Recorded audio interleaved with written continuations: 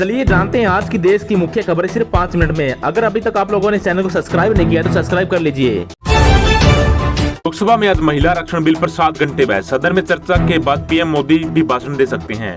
लोकसभा में आज 20 सितंबर को महिला आरक्षण बिल नारी शक्ति वंदन विधेयक पर 7 घंटे की चर्चा होगी।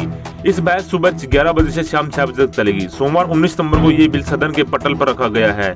बहस के बाद प्रधानमंत्री नरेंद्र मोदी भाषण दे सकते हैं।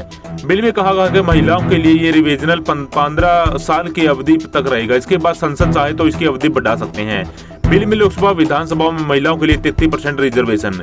विधेयक के मुताबिक लोकसभा और राज्य विधानसभाओं में महिलाओं के लिए 33% रिजर्वेशन लागू किया गया है। लोकसभा के 543 सीटों में से 181 महिलाओं के लिए आरक्षित होगी।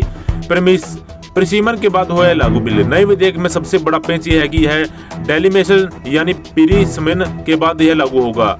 इस विधेयक के बाद होने वाली जनगणना के आधार पर होगा। 2024 में होने वाले आम चुनावों से पहले जनगणना और परिसीमन करीब करीब असंभव है। इस फॉर्मूले के मुताबिक विधानसभा और लोकसभा चुनाव समय पर होते हैं तो इस महिला आरक्षण को लागू नहीं होगा, पर 2029 के लोकसभा चुनाव और इससे पहले के कुछ विधानसभा चुनाव में लागू हो सकता है। बिल के पास होने के कारण लोकसभा में 181 महिलाएं संसद होगी।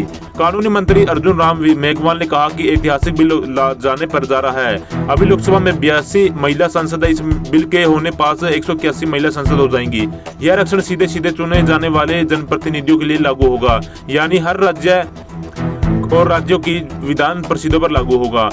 बिल पर पीएम के भाषण की 3 अहम बातें आज की तारीख प्राप्त होगी। कल 18 सितंबर को ही कैबिनेट में महिला आरक्षण विधेयक को मंजूरी दी है। आज 19 सितंबर की यह तारीख इसलिए इतिहास में प्राप्त करने जा रही है। आज महिला हर क्षेत्र में तेजी से बढ़ रही है, नेतृत्व कर रही है। आवश्यक बहुत नीति निर्धारण में हमारी माताएं बहनें, हमारी नारी शक्ति अधिकतम योगदान दें। योगदान ये नहीं महत्वपूर्ण भूमिका भी निभाएं। नारी शक्ति वंदन अधिनियम देश की नारी शक्ति के लिए सभी सांसद मिलकर नए प्रवेश द्वार खोल रहे हैं। इसका आरंभ हम इस महत्वपूर्ण निर्णय से करने जा रहे हैं। महिलाओं के नेतृत्व के विकास में संकल्प को आगे बढ़ाते हुए हमारी सरकार एक प्रमुख संविधान संशोधन पेश कर रही है।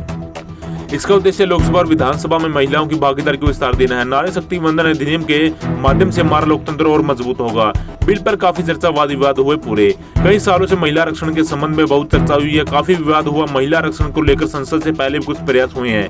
1996 में इससे जुड़ा विधेयक पहली बार पेश हुआ था। अटल की कार्यकाल के बाद महिला आरक्षण विधेयक पेश किया गया, लेकिन उस पार करने के लिए आंकड़े जुटा नहीं पाई। इस कारण वह सपना अधूरा रह गया। महिला को अधिकार दें, उन्हें शक्ति देने के लिए, पवित्र कामों के लिए शायद ईश्वर ने हमें चुना है। अधीर रंजन बोले, ये बिल अभी मौजूद। शाह ने कहा, आपके पास ऐसा दस्तावेज हो तो पेश करें।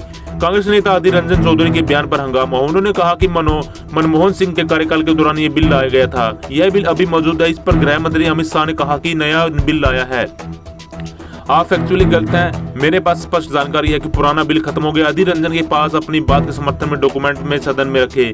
अगर कोई बिल लोकसभा में पास करने जाता है तो राज्यसभा में पास नहीं हो पाता, और लोकसभा का कार्यकाल खत्म हो जाए तो अपने बिल खत्म हो जाते हैं।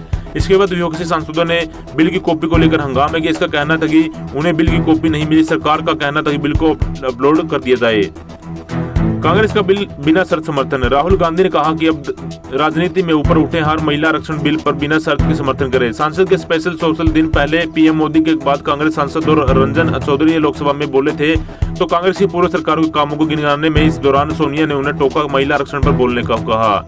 बाकी विपक्ष में महिला आरक्षण बिल के पक्ष में। तेलंगाना सीएम केसीआर की बेटी कविता ने 13 सितंबर को दिल्ली में 13 विपक्षी दलों के साथ बैठक की। इस दौरान उन्होंने संसद में बजट सत्र के दूसरे चरण में वुमेन रिजर्वेशन पेश करने की मांग की थी। कविता ने कहा कि उनकी पार्टी राष्ट्रीय समिति आरबीएस यानी बीआरएस का विश्वास है कि महिलाओं के लिए रिजर्वेशन के साथ साथ कोटा भी भीतर शामिल किया जाएगा।